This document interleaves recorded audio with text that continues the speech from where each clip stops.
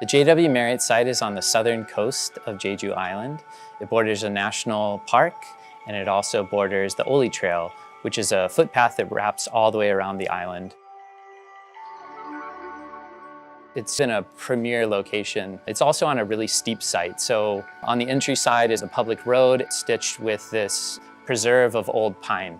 So when you're looking out to sea, you're going to kind of see this stitching or this blurring of the threshold between the land and the ocean. And then about a kilometer out is Byeomsum Island, also known as Tiger Island, which for us became an obvious focal point and something that we wanted to orient the views towards. The project first came to the Honolulu office of WATG as a master planning project for a branded residential luxury resort and spa on this site in Jeju.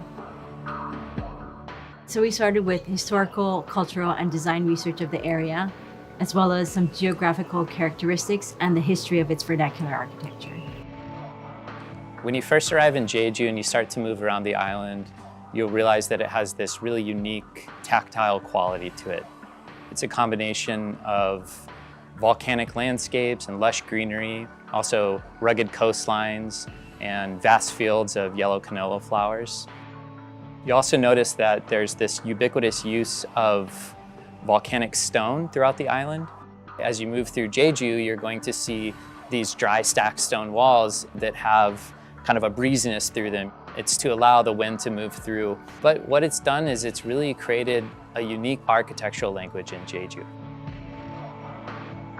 We use the volcanic stone in its natural state. We have the larger pieces for our landscape walls and our retaining walls. And then we have smaller hand-selected stones that we've used in our gabion walls.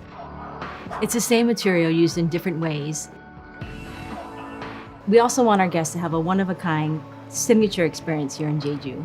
All of our projects are bespoke and designed uniquely for the site, for the climate, for the place, and for our client.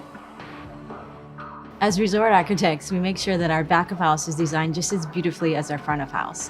We have a very profound understanding of the hospitality industry, and we want to make sure that our resorts run as efficiently and as smoothly as possible so that our guests have a very seamless experience. And we also want to make sure that our hotel staff is happy in the place that they work in. The guest experience was considered from the onset of the project. We were really interested in strategically revealing and concealing parts of the site as you move through it. This builds this sense of anticipation and reward. We broke this large resort up into smaller buildings and then had it work with the existing topography. We concentrated the public spaces in the center, and we took the guest wings and we split them apart to flank either side of the public buildings. And this allowed us not only express the public spaces a little differently, more as pavilions, but to also bring the scale down a little bit lower to preserve views.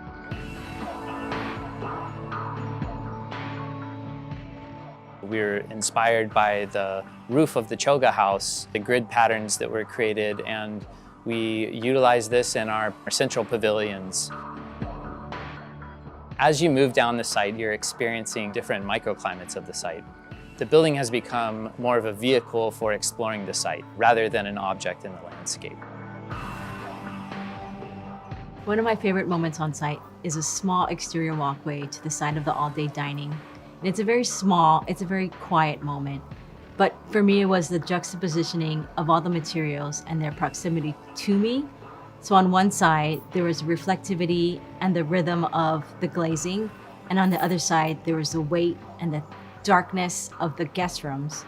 And then alongside and in front of me was the gentle movement of water of the reflecting pond. One of my favorite moments in the resort is the space between the West Wing guest rooms and the lounge. It's actually the path that you take to get to your guest room. There's this reflective ceiling and there's this constricted space, but there's a lot of light at the very end of this, and this is enhanced by the addition of a reflecting pond. As you get closer and closer, what happens is Tiger Island starts to reveal itself. All of a sudden you're flanked with one side being a glass and a cantilevered pavilion roof, and then the other side being this monolithic, heavy stone structure. And it just creates this really interesting framed view of the island. It was an honor that our resort became part of the JW Marriott collection. They're the flagship of the Marriott brand and global leaders of the luxury market. We all came in with similar objectives on the level of care for our guests and also the way we wanted them to experience the site.